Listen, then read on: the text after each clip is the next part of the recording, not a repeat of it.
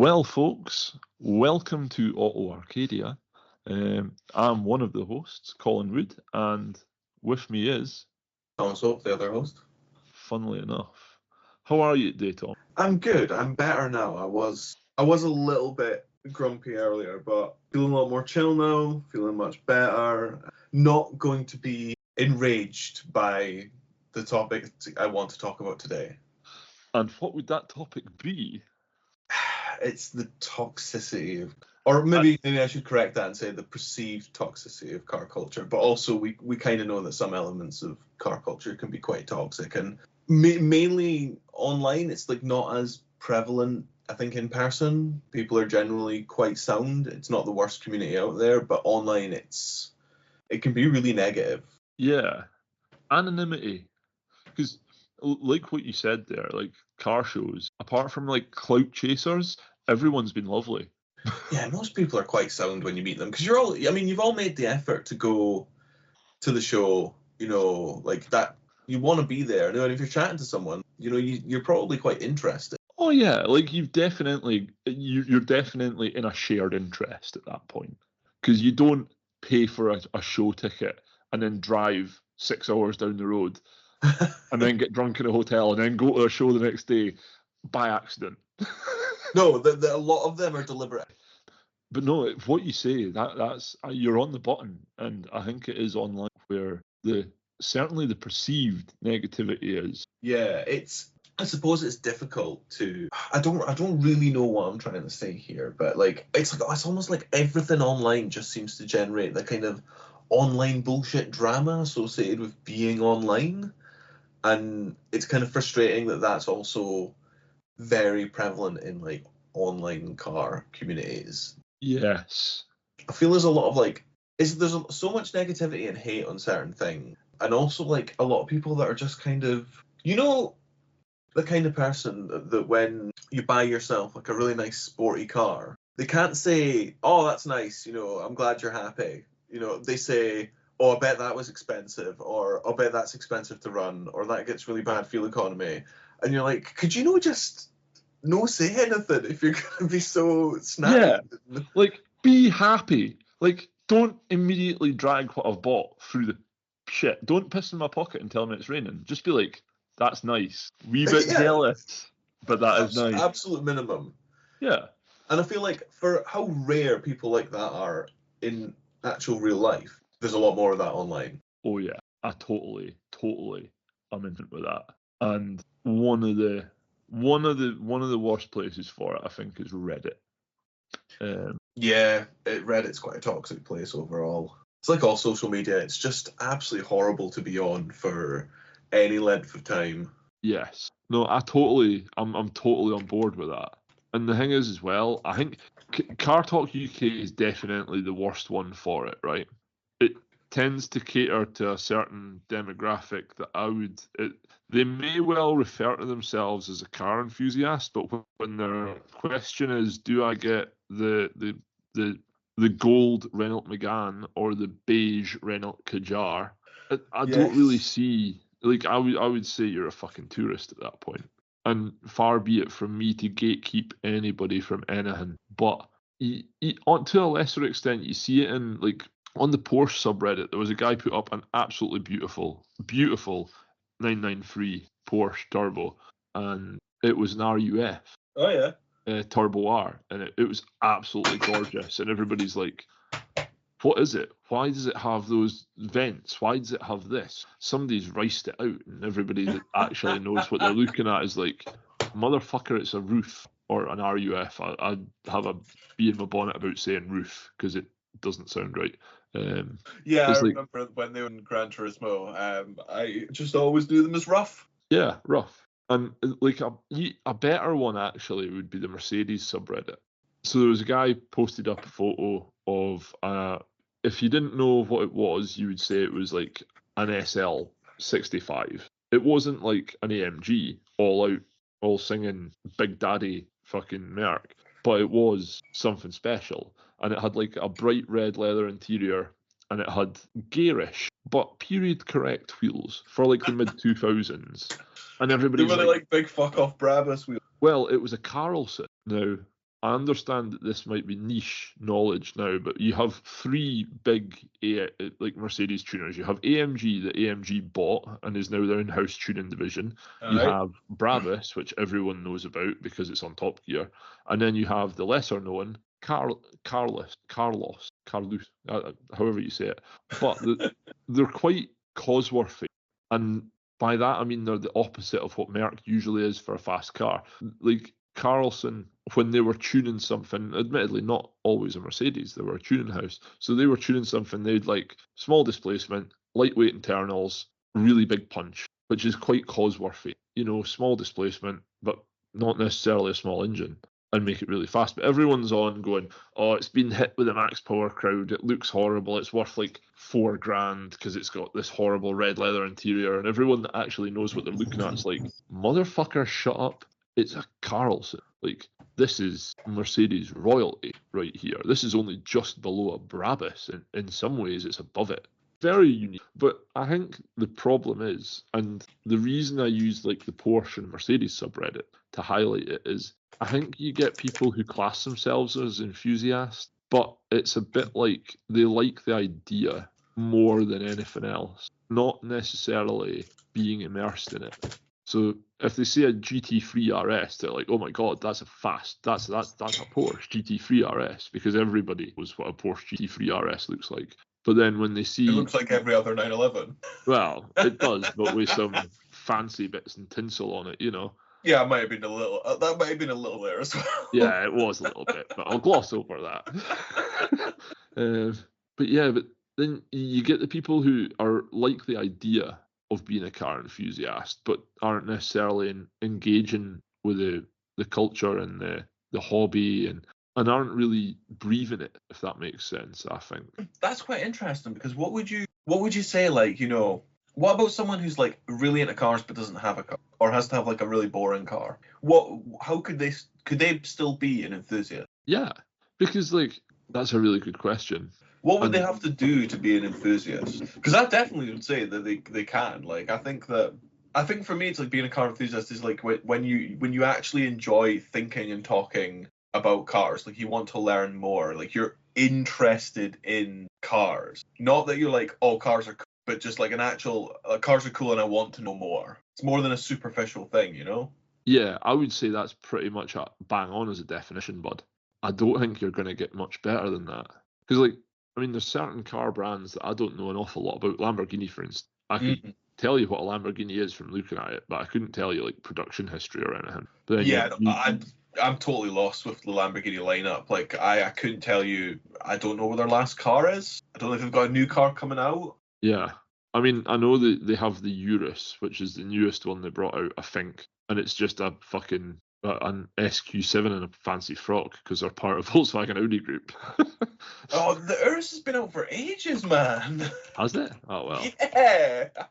Like, that's been in production for a while. Yeah, but no, it's a very interesting point that you make, and I think the reason I brought up like the the marquee specific subreddits is because it's a bit easier to spot, like because there's actual people that live and breathe it on there, and then there's people that are just there because they like the idea of it. But Car Talk UK is the hyper accessible version of that, which is why I think you get like the nuclear family on asking what new hatchback they should buy. Yeah, which, like, I mean, it's okay to have, like, an advice kind of part of it, I suppose. I don't know, I just find there's, like, when I read the comments on some of the things on Car Talk, it's just filled with a lot of people who are, like, kind of negative. Like, and there's, like, you know, like, stuff where, like, oh, you know, someone's been involved in a collision, they're, like, looking for, like, some help or something like that. People are just kind of shitty, you know? Yeah. And it's, like, it just kind of gives the overall kind of, like, atmosphere of it, like, kind of like ruins it, sours it a little bit. Yeah, negativity is not good in anything, and in a hobby that's already rife with negativity, or a culture that's already rife with it, it's not. It's not helping anyone. And I say this as an absolute hypocrite because I am quite negative about some things in car culture, as you well know, Tom. Yeah, I know. We're actually acting about it being negative whilst we're complaining about the negativity. Yeah, which is a bit of a problem. I'm not going to dwell on too much negativity. because I'm going to try not to anyway. Maybe I will dwell on City, actually. Yeah. I mean, the thing is as well, I think a big problem that it has with negativity is the stereotypical max power era and all the shit that went along with that, where it was like cruises with burnouts and all that crap, because the general public doesn't like that. Yeah.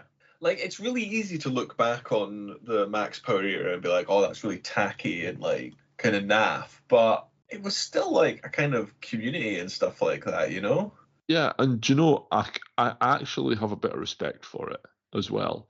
As much as at the time, much like everyone else, it was like, oh, that's cool. But now you're just like, that's horrific. But at least the builds were actual builds and people put a bit of passion into them. And it was like, yes, this is going to be my car. I'm going to put my stamp on it. And it might be a little 1 litre shitbox, but at least it looked at the time, period correct, incredible. And like they had their sound systems and everything, and they went to shows. In terms of shows, I would say that was probably the highlight of the highlight. Because, for example, Gravity was an amazing show, but if you saw one car build there, you saw them all. There was a lot of BMW. There's a lot of F series BMW with straight six turbo engines. There was a lot of Porsches. There was a lot of VAG stuff. Yeah, but Which then there was there. Eh? Yeah, some stuff. It was there. Yeah. No further comment. But like when you look at it, if you looked at one build, it's pretty much all the same.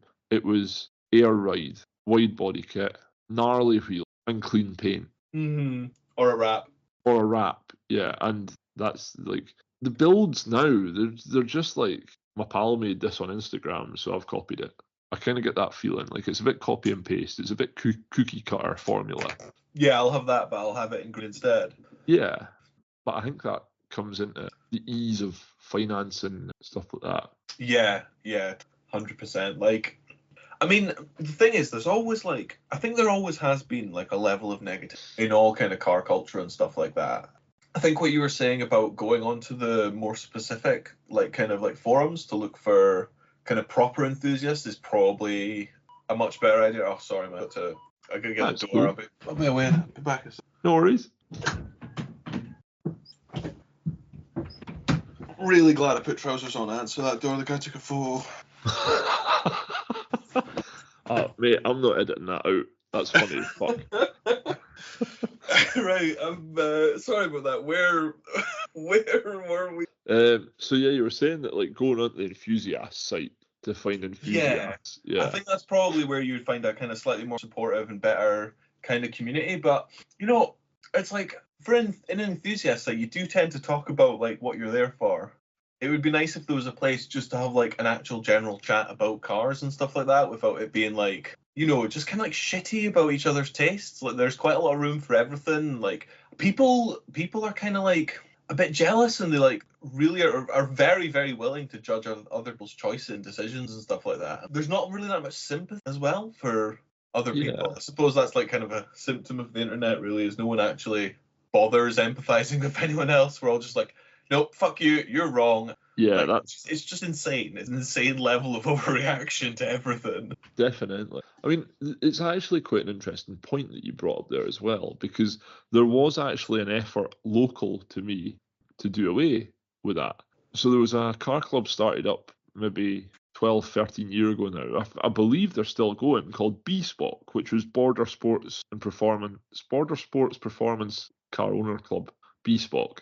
And they're actually a really good group of guys. But when I was asking them about it, and I was like, what's the script? Because you seem to have like a really good standard of cars. This was when like the Mark II Focus RS was ubiquitous. And there was like 4 or 5 of those in the club because they were popular at the time. But then there was like those guys with Evos, there was guys with Porsches, there was guys with GTRs, there was like Renault Clio RSs and Clio Cups, and like there was old school stuff like MGs and that sort of thing. And it had a really, really big, wide selection, and they were quite big on community. So like they would always be doing like club barbecues and stuff like that. And they actually started the Cars and Coffee meet. I didn't know if had one. Yeah, it's not very big. It's like you'd be lucky. I'd imagine it's not very big. 8 or 9 people go to it every Sunday, but the thing is, like, they do go to it. People do go to it, and it does get footfall. And they've actually been quite successful on that, because part of the thing is, it's like you don't bash people, like, and they're really on top of it on their forum and stuff. Like, if somebody goes on the forum and just starts bad mouthing builds and that, they're banned. It's like, good night, fuck off, you're not wanted. Yeah, I suppose it's like that really aggressive moderation you need. Yeah, and do you know what? Honestly, it works. Have you been to any of their like events and stuff? I haven't been to any of their barbecues or anything. I went to the Cars and Coffee, but I went on my motorbike, and I wasn't really. You can tell there's like 9 or 10 people that go every week, because there's a little bit of a cliqueiness about it. But that's to be expected when you've had the same 8 or 9, 10 people going to the coffee shop on a Sunday morning for 10 years plus. Aye, totally, yeah. I mean, it's probably been a great way for them to, like, you know, meet people that have similar interests, like, regularly do something with them. Yeah, and I'm all about that. Like, it's pretty cool. I mean, I don't like coffee, so I'd have a hot chocolate, so I'd look like a weirdo right away. But arrived on your bike, didn't order coffee. Yeah. Just a square peg in a round hole there. I am. You just can't classify me. But yeah, no, that's quite an interesting point, and I would have been remiss if I didn't bring up that there has been. I don't know. There probably will be efforts elsewhere to achieve the same. Yeah, like we local kind of clubs. Yeah, we local clubs, like, instead of big national, like, owners clubs and stuff, because that's quite an easy well, actually, even those tend to be quite heavily moderated to get trolls out of them. I think it's more when you go to, like, message boards like Reddit, you can't really do anything about it because of the anonymity that Reddit affords you. Yeah, totally. And it's such, like, there's so many users, such a massive platform. Like, it's difficult, and also you can't be, like, too heavy with the old, like, moderation hammer, because, like, then you end up just kind of creating like a little bubble. Yes. Yeah, you need the through traffic on a site like Reddit, or it doesn't work. Aye, totally. But in a private forum, it does work, and I've seen it work really well. I think really the secret to having positivity in the car scene is ban the Fiesta ST guys. Such beef with the Fiesta ST. I mean, it doesn't massively excite me, a Fiesta ST, to be honest. No. But I mean, honestly, right, okay, while we're on the subject of moaning a little bit, right, there's something that I have, like, I really don't like it. It's not something that takes up a great deal of my headspace, but, like, it's something that I see quite a lot, and I'm always just continuously a little bit disappointed by it and annoyed by it. And that's fucking R-Line, S-Line, M-Sport, all of these trim levels, the ST trim level, like, all of the sporty trim levels that are just plastered on fucking everything. Yes. And the badges are always, like, deceptively similar and stuff like that. And, like, it's just, I don't know, it's a bit pathetic. Yeah. I cannot disagree, because the thing is as well, like, it's kind of what happens when advertising men and accountants get hold of a special badge, and, like, the engineers and the enthusiasts are there, like, if you deface the special badge, we'll fucking do you in. But then they're like, okay, then we'll just change it just enough. We'll put M Sport instead of M. Yeah. But it devalues the Halo model. It makes them a lot harder to spot in the wild, because when your 1.8 looks exactly like your 4.0, yeah, like, they don't sound the same. No, but they certainly do not go the same. No, definitely. It's just I kind of, like, you know, I like to, like, look at cars when I'm just cutting about. Like, I'm curious. I'm always kind of just looking, even at Dross, although Dross is particularly exciting. But, like, I just notice it all the time. I notice there's so many, like, pretty base spec cars with, like, the sports package, like the ST trim level, and it's got, like, you know, the pointy little flared kind of body bits, and, like, maybe it'll have a little roof spoiler or something like that, and it'll have the big alloys. I was thinking, but fucking why? Yeah. You know, like, I get it looks nice, but there's, like, you would get into it and you'd be like, right, I'm going to go, and you'd just still be driving a fairly bog standard slow car. And you'll have paid an extra $3,000 over the ticket price of a standard car for that as well. Like, because trim levels aren't cheap. No, they're totally not, actually. Yeah, you're completely right. Like, it'll cost more, but like the problem is it probably would have better resale value because everyone wants them. Everyone wants their car to look sporty, but not that many people actually want a sporty car. Yeah, and really, that's a problem with the kind of the scene as a whole. Is it kind of almost becomes like flashy. Like it's about looking good, not being good. Like I want a build to have substance, and like I want it to be not function following form, but I don't want it to be the other way either. Like I just want it to have substance and be quality. Yeah, I think design with purpose is probably the kind of best way to go about it. Like, you know, if there's no real point to it, doesn't fulfill a useful kind of purpose other than it makes it look like it's sportier than it is. Maybe you don't need it. But then again, I quite like an understated car. You know, I'm into a car that's a rocket ship, but doesn't really look like it's a rocket ship.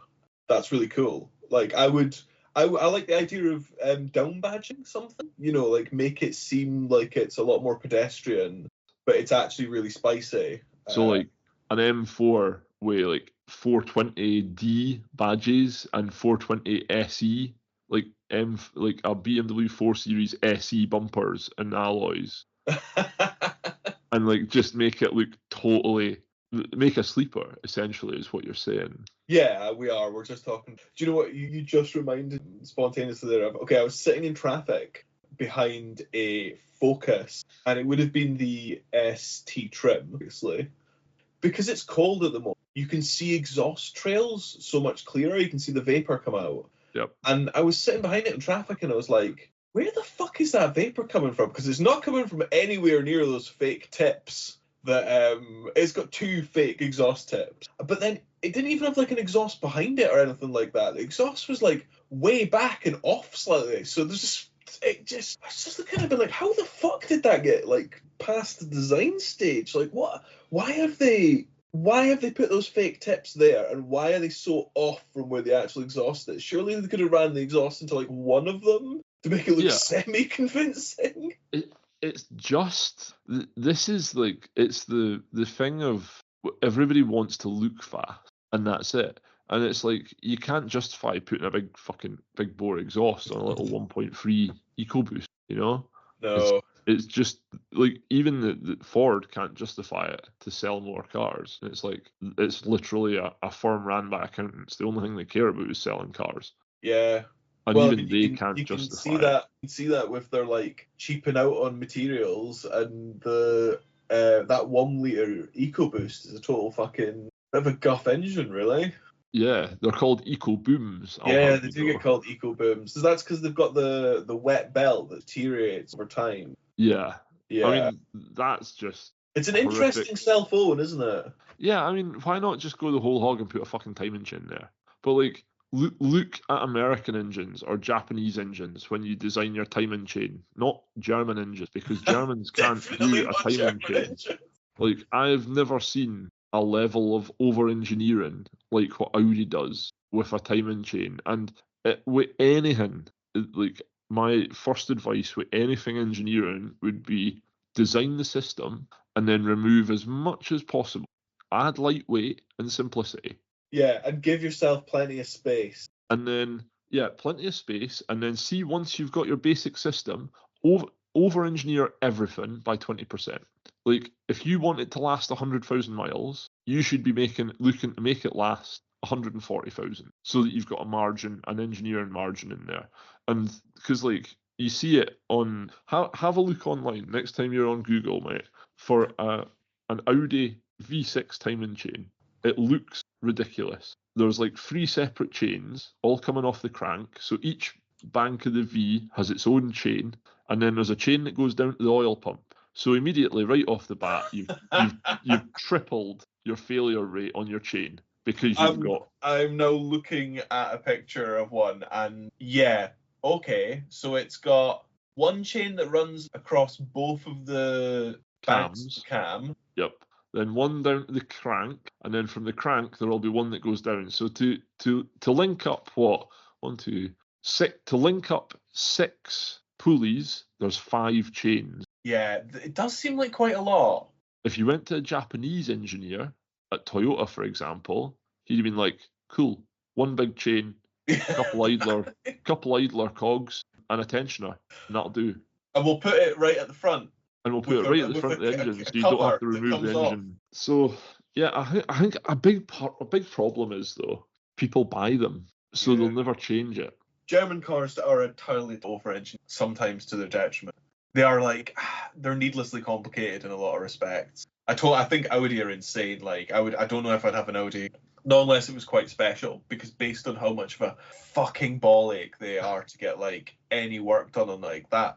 That TT cost as much as I paid for it in like a couple of years, you know. I mean, I didn't pay very much for it, admittedly, but like still, yeah, it did cost a lot. Things broke and everything would cost a fortune. Do you know what, man? You need to experience a J-body Toyota at some point. Admittedly, the buying cost is astronomical now, but see, like my Soarer, I bought it with like 250,000 miles on the clock, and when I got rid of it, it was over 340,000 miles on the clock, and I owned it for like 6 years. In 6 years, I did nothing apart from change brakes, tires, basic servicing, and I changed an alternator and I changed the starter motor. And that was actually quite, going by the experiences on the forums, that was quite an unreliable car because I had to change an alternator and a starter motor in 6 years. Aye. But what I will say is the alternator and the starter motor were original. And at the time I changed them, that means they were over 24-year-old and they'd both done nearly 300,000 miles. Yeah, that's pretty good going, really, isn't it? Like, was yours rusty? Nope. It was so clean. It was unbelievable. There was a bit of rust coming through the front wings, but the sills, the rear arches, everything was solid. I actually sold it in the end because I fancied a change, and it's one of the biggest regrets we've ever had. Yeah, man. We don't want to dwell on it for too long then. No, but like you need to experience that level of reliability. Like I've only ever owned one Jap. Toyota. And it was a total fucking bucket when I bought it. But Yeah. to be fair, right, it let me down. Well, it didn't even let me down. It was just I discovered a new problem with it. When got in the car, key in the ignition, nothing. Absolutely nothing. And I was like, fuck. Because like I hadn't had it for very long, and I knew it was ropey as fuck. Yeah. So like popped the little front bonnet where the battery lived, had to look at it to find one of the battery cables entirely loose, just flapping about. It turns out that was like just completely the wrong size for it. It was way too big, and it had just kind of been wedged in there.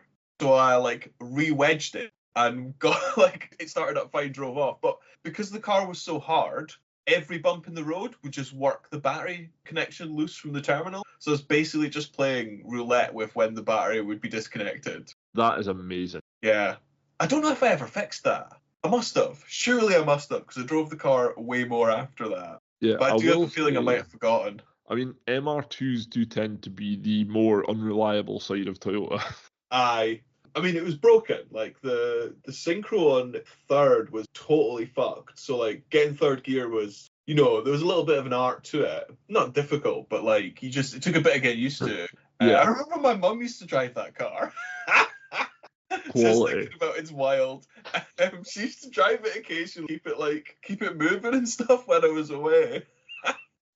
You remember that car, Colin? That was a total jugular spec, ropey as fuck MR2. Do you know though? It looked so clean from a distance, like maybe from like 10, 15 feet away. It looked impeccable. And I was like, holy fuck, Tom, that's incredible. And you're like, yeah, it's rotten. It's totally jacked. It is fuck, Colin. Don't let appearances deceive you. I was like, oh, okay, then cool. Oh, yeah. It looked all right from afar or in the dark or something like that. But as you got closer, it just revealed more issues and problems. But it was good fun. I really loved the way that car drove. It drove like a little go-kart. And it was definitely on its last legs. Oh, yeah.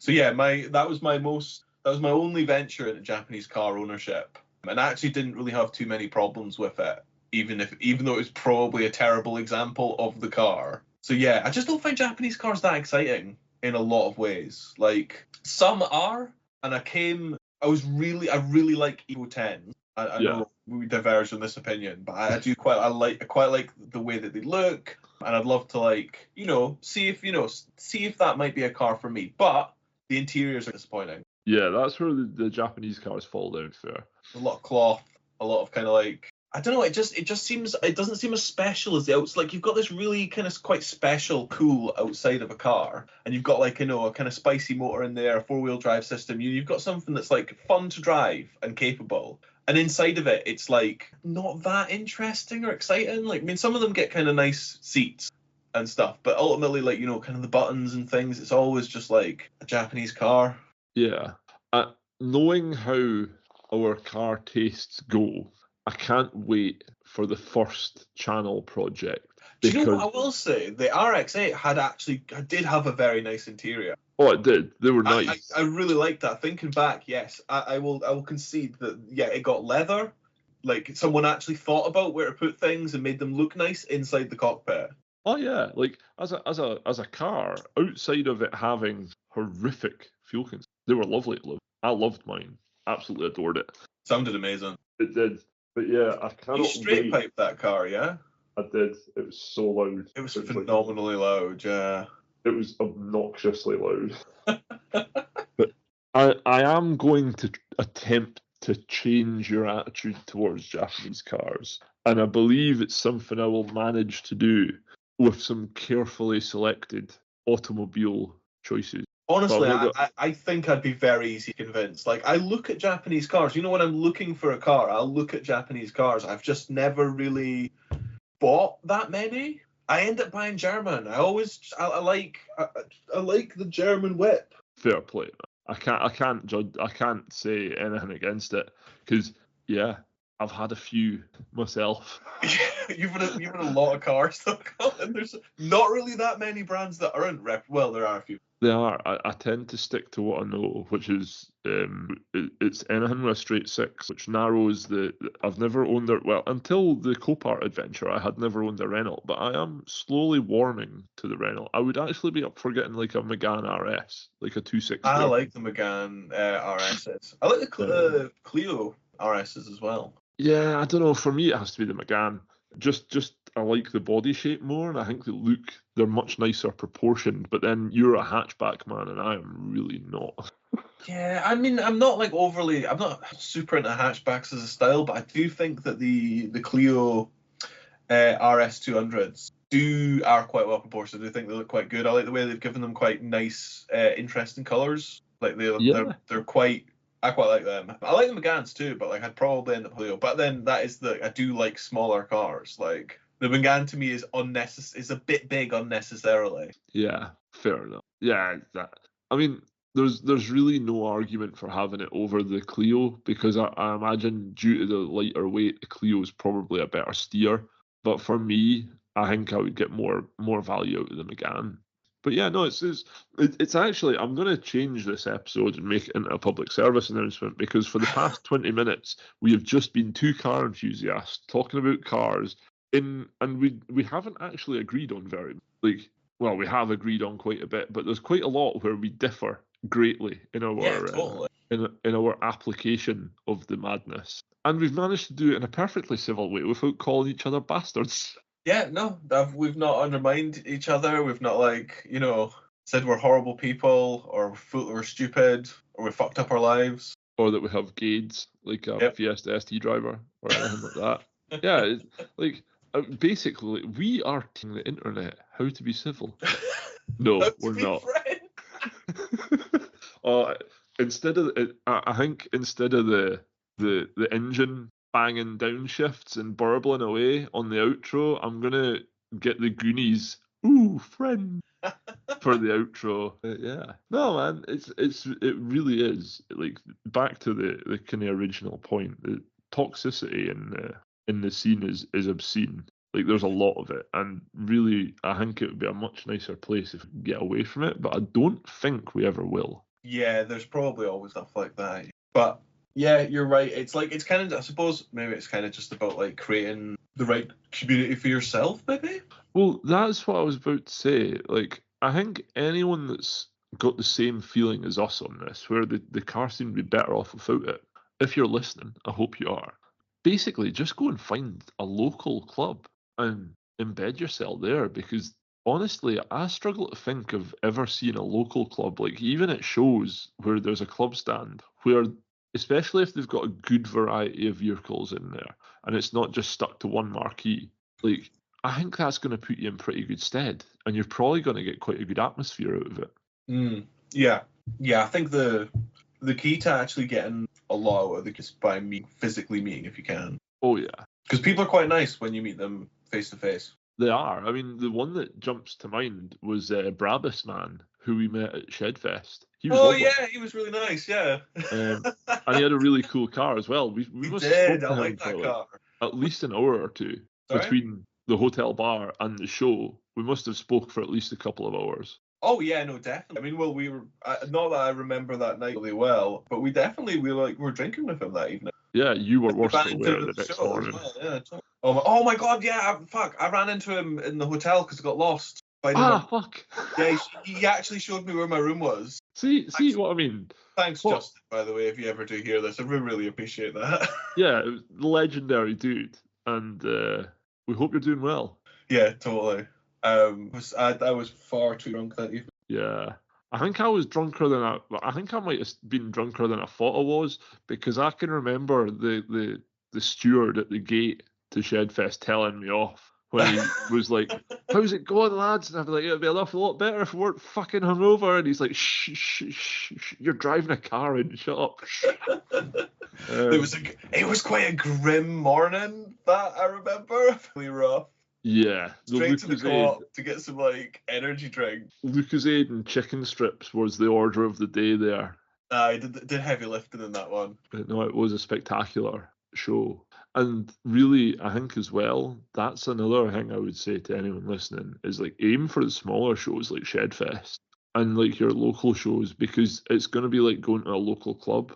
You're going to get you're going to not get clout chasers. Like Gravity really annoyed me for that, because there was a lot of people that were like standing on the splitters of cars trying to get a photograph. And it's like, what the fuck are you doing? That's somebody's pride and joy.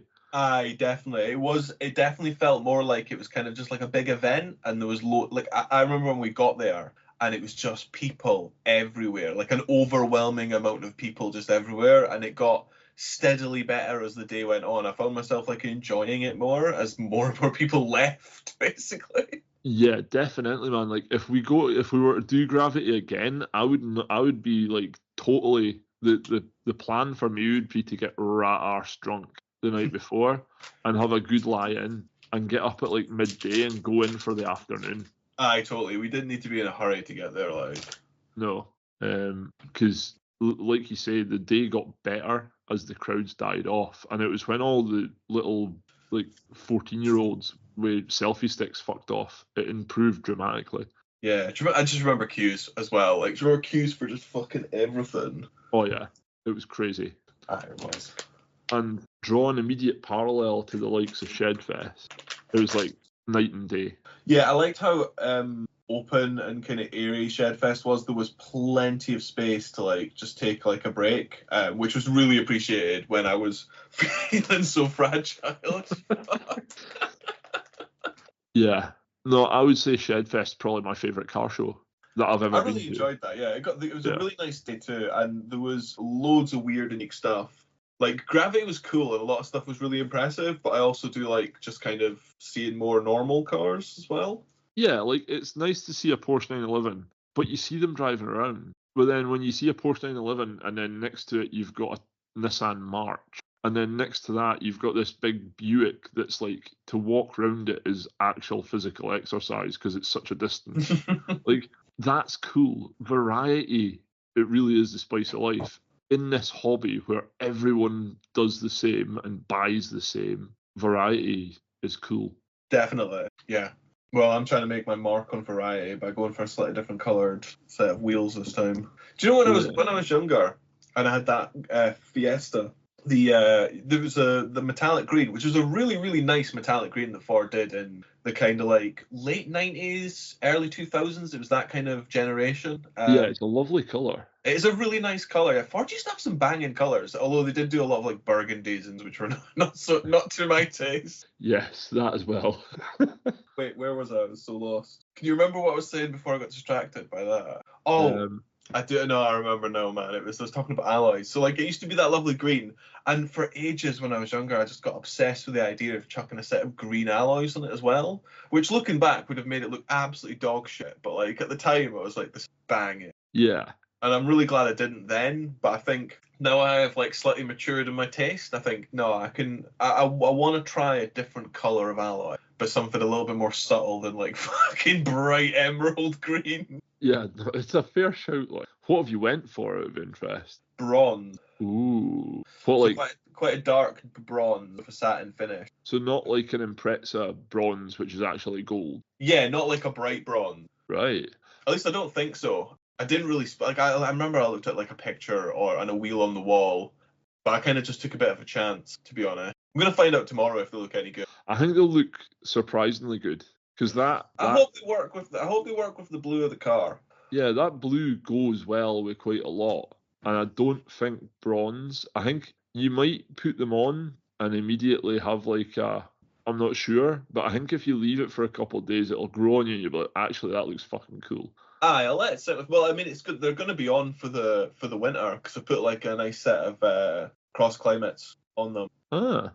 Just because, like, they're a nightmare rim size to get anything like more robust, and I don't really need anything for robust for where I am. But it's like this is kind of a just in case. It was really shitty weather over the Christmas holidays because I've got like a load of driving to do, and like if it was like kind of icy or a bit snowy, and I was cutting about with those summer tires, I'd definitely be having problems getting places. Oh yeah.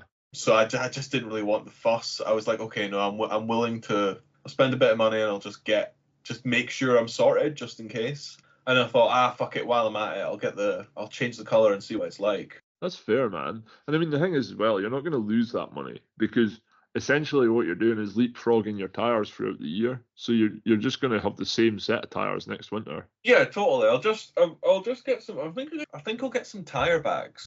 Like, like something to put them in to store them kind of neater than just a random set of wheels that will just be in my flat. Yeah. Taking up space as per fucking usual. Yeah, no, I'll keep them because like it is really handy having a spare set of wheels just kicking about.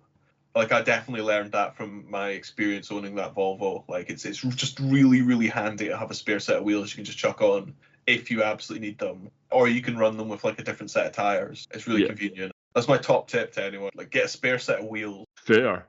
I mean, I'll give you that because it is handy when you're like. I would even take it a step further and just have a spare car. To be fair, a spare car and spare wheels for your first car and your spare car. Yeah. So you need what two sets of wheels, one for each car, and you need 2 cars. That's it. Job done. If Michelin want to sponsor us, we're totally open to that. Yeah, absolutely. The sheer number of tires we're recommending will buy. On the back of that, like just when you said Michelin, do you know they are legitimately the finest tires on there as far as I'm concerned? I do like them. I do rate the Pilot Sports. Yeah, they're phenomenal. I mean, the thing that gets me is I have them on my bike. And I know this is a car podcast. Well, it's a car culture podcast, and bikes are kind of part of that. Yeah, totally. Bikes are part of it. So, like, looking at my bike now, there's like 400 quid's worth of tyres on. And that sounds ridiculous because the tyres are tiny compared to a car tyre. But see when your contact patch is the size of a credit card and you can do many, many, many leptons per hour, you want good tyres. Definitely. I would say in all circumstances, you want good tyres. When that's the bit that connects you to the road, you want good of that. Yeah, like you don't want Ying Long ditch finders. You don't want, like, I don't know, for some people it's fine to have a tyre that's built to go distances instead of being sticky. But for 90% of people, I would genuinely believe if they had decent tyres on their car that were more of a grippy setup than a long wearing, there'd be less accident because it suddenly makes the ability of your car so much higher than the ability of the driver in 99% of the cases. I totally agree. Like when you've got a nice set of tires on your car, you usually give up before the tires do. Oh yeah, absolutely. I mean, like I'm just using my bike as an example because I don't have any cars with decent tires on them at the minute because I'm in the middle of my Copart adventure. But like I know for a fact if I get into a situation on the bike and I'm like, I might die here, if I just pitch in and rely on the bike and the tyres, I'm going to get round the corner. My heart rate's going to be doing something crazy. It's going to look like an Etch-a-Sketch. And I'm going to have an instant skill upgrade after. But I know the bike will pull me through. Yeah, I agree. A good set of tires give confidence your vehicle, a lot more confidence. Like it's the reason I grew to properly resent that Volvo, because it always had really cheap, nasty tires on it, and like I never really gave a shit, so I just chucked whatever was like cheapest on it, and it was scary to drive. You know, like I have a vivid memory of doing some overtaking that involved going up a curve. Like it was like an incline and a curve, and the car did not fucking like that at all. Like, you know, sometimes when you're driving and you're like, I'm really, really aware that I think I might be on the limit of what this car is kind of capable of, and any step further, if I push this a little bit harder, we're into properly like I'm sliding territory. And I don't know how much control I can retain. Like, I lost the back end of that Volvo around roundabouts multiple times. In a slightly damp condition, that car would swing its back out with not really that much asking, to be honest. It was one of those things that you could get it to do it fairly predictably. You just either approached the roundabout like, you know, with a bit of speed, or like gave it a kind of unusually hard tug on the back, and on the steering wheel in the back would just start to pivot round. Yeah. And it was just because it had crap tires on it. Well, I hope it was just crap tires on it. It did also have some other problems, to be honest. It used to snap the shock absorber was fine, but it would snap the upper mount that mounted the top of the rear shock to like the inner wheel arch. It would just shear those all the fucking time, and then you would just have like the top of a strut of a shock just like bouncing about in the wheel well as you were driving, which sounded really bad. Like it went on a bridge on my way back once, and like just driving the length of that bridge with like dunk dunk dunk dunk dunk dunk dunk going on, and you're like, fuck. I was like, I really hope no one stops me. I'm quite close to home. I'm just getting it home. Just didn't care about the damage I'd be doing that at that point. I was like, all right, this car's so goddamn much. Fair play. Yeah, I mean, I can't argue against it, because I'm making the same point. Like the quality of time. I mean, I've made the point on the bike, but it has to be said, I'm a much more competent car driver than I am a motorcyclist. Not to say I'm shite at riding a bike, but I mean, Yokohama Prada 2s were a favourite of mine for a while, and I was getting to the point where I could drive so much harder than the tyres would be like shit. Like I'm nearing the outer limits of the tyres envelope here. Yeah, when you start to feel a little bit of that, like kind of that movement. Yeah, and like they were really good tyres, and I rated them really highly. I don't actually know if you can get Prada 2s anymore, but they were specifically for like Japanese import cars. That was what Yokohama designed them for. That's who they were marketed at specifically. And they did not last long, but they had shit to a blanket grip. Like, phenomenal. I've never had that with them. I've found the limits of grip, but I've never ever felt like I'm approaching the limit of this. And I feel like I've got more that I could do. Like they do suit my driving style quite well, and I have to say I'm a fan. But yeah, no, it's certainly tires make a big difference. Yeah, definitely. I would say the easiest upgrade you can make to like your car, especially if it's got like kind of unrecognizable brand or like big chunky and all seasons on it. Yeah. Something like that. Yeah. Oh my god. You remember my dad bought winter tires for his car, and then just never took them off. It's just the worst to drive with them on. It was like a really soft car as well, and yet it made it feel noisy and loud and more agricultural, actually. It was still a diesel. Yeah. Do you know as well, like winter tires actually tend to overheat in the summer? Yeah. The compound of the rubber is designed for cold weather. It's the opposite problem to summer tires having in the winter, because they never actually get up to a temperature where they can actually work. Yeah, no, they were crap. Like they were terrible. He was aware that he should have took them off. He just didn't. Which I can entirely sympathise with. I've done similar things. Yeah, I've identified a problem and not fixed it in any way. I'm totally on board with your fascias thinking there. Like, just could, but I'm not gonna. I'll do it later. Car scrapped. I never did change those tires. Yeah, 100%. 100%. I felt really bad. I was the one that I was the last person to drive his beloved Jag before it got scrapped. He had that car for a long time. He had that car for a real long time, yeah. I mean, when I kind of forgot about the MOT, and then when I realized it needed one, I was just booking it into a garage. The garage were like, yes, quite a lot of rust under that car. I was like, oh, and there was a lot of rust under the car, so it needed a lot of work. So it went off to the scrapyard. The scrapyard in the sky. Scrapyard in the sky. I mean, it was nice enough, but I wouldn't say it was the nicest car in the world. It was still basically a Ford Mondeo with a different body shell and interior. Yeah. I don't know what it was about the engine as well, but it was, if you pushed it hard in second, you would hit a certain RPM and it would just dump a massive globule of black smoke out the exhaust. Right. And it only did it at a particular rev range. If you were doing say an accelerate out of a roundabout onto a dual carriageway or something like that, a good pull basically. Yeah.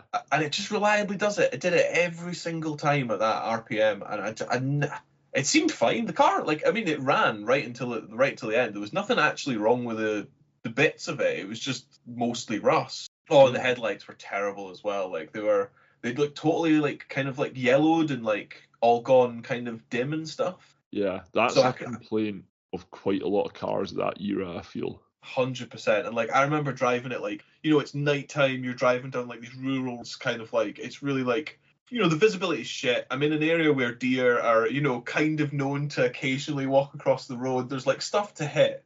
And the headlights, they just barely cast a beam. Full beam was fine. You could actually see some stuff. But then when you had to go and dipped, it was you got nothing. You got a meter and a half in front of you at best. Which also made, when you're driving down a road at night and a car comes towards you, and you get that momentary bit of kind of blindness as you're kind of dazzled by their lights before your eyes readjust to what you can see. Yes. It was terrible with that car because the lights were crap. So your eyes had to really readjust, strain to see what was going on. So when cars went past you, you were blinded for ages before you could work out what was going on. So it made driving at night actually a bit terrifying, especially if you didn't really know the roads.